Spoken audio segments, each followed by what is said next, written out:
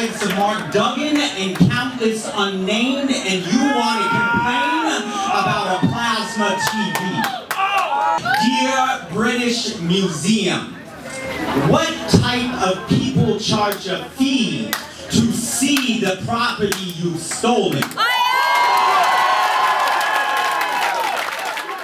Dear world, arrived in London, a city of redefinition, and I see the development effects of building of the Olympic Stadium.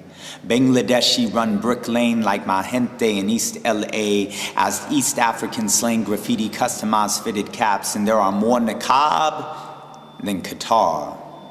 I am eager to cultivate love, and line break the emotional violence of displacement. May we all write in the language of life, reclaiming, renaming, and healing. Love to Mark Duggan, love to Oscar Grant, love to beyond. Dear Columbus, you cannot discover a land 80 million people were living on. My name is Mark Gonzales. I was born in Alaska in 1975. There are two different ways to really look at writing and language. For me, writing came as a form of healing myself and trying to name myself in a world that was constantly telling me that the way I spoke, that the way I lived, that the flesh I walked in, that the way I loved was somehow wrong. That I didn't belong inside the city and the soundscapes that I was placed in. And so I wrote to try to make sense of myself and of a word. In 1975, alive I was born. My mom's womb was a house party from a beat I was torn. She was born in 45, like the LP, 45 alive, it's like rhythm we be. Even though she cut her own soundtrack in October '89, and suicide, what dies is more than a rhyme. In a world of clowns, are we more than a mom? Am I more than my mind? Am I more than my mom's? Are we more than the scars that cut poems on our palms? We are more than the bombs that they drop on our village. We are soul-style Darwin's survival of the illest. Some argue I'm a realist. I argue pure dreamer. We are more than Sarah Palin, Arizona Grim Reapers. We old school like beepers. Ancient like Coptics. My ancestors are albums, and best believe I will cop it from Sudan, Sri Lanka, to Rhode Island to Gaza. One breath, one flesh, one alma, me, amma. I am all that is left of those who have left.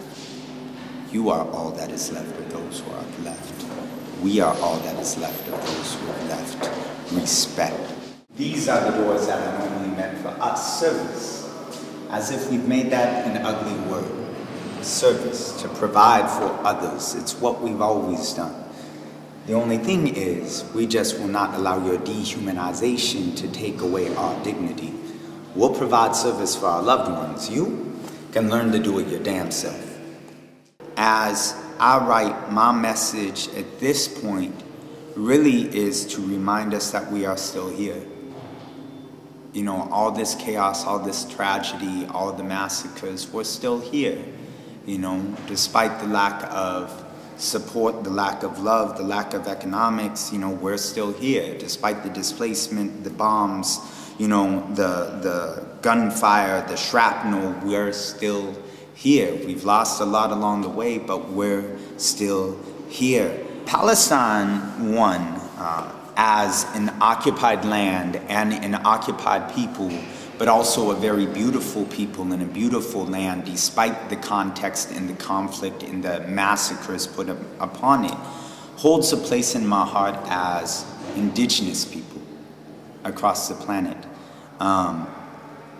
The indigenous people of Palestine are trying to say we have a right to define ourselves and to define the beauty and define not only our past, which has been demonized and desecrated by many, but also our future. And this is actually what I feel is happening globally right now for the people of Ethiopia, for Eritrea, for the Dakotas, for the Warm Springs, for the Shoshanes, for the Sri Lankans, for the Pinoy, commonly known as Philippines in the world spheres, for the Tunisians in the Maghrebi. There's a global indigenous movement of people saying that we've been erased from the books, A lot of us have been erased from this planet, like literally massacred. Our books have been burnt, our ways of being have been destroyed and decimated, and we're repairing ourselves. See, people see this and automatically they think gang insignias. In reality, it's about love for where you come from. And so we throw it up 3 times. 1, those who represent the West Coast.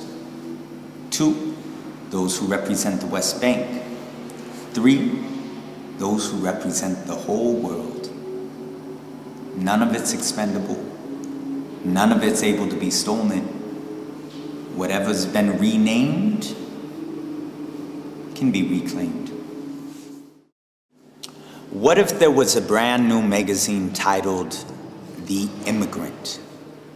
Imagine, every day, delivered to your doorway, the paper, delivered by those without papers, first issue. Amy Winehouse on the cover, liquor on her breath, Syria on the back page, blood on your doorstep. With each subscription, a pool is built by the IMF. Casey Anthony daughter swimming in it, face down, next to Somalia. A maid from Guinea makes the bed with duct tape over her mouth. The court has ordered a gag order so her trial will be like her rape, in silence. The press, upset she is unable to read them a poem, dresser in high heels and a necklace. How pretty she hangs with diamond-studded rope around her throat, fashion line designed by Ku Klux, Strauss-Kahn. We are a nation of schizophrenic little engines that could run in reverse like, can I think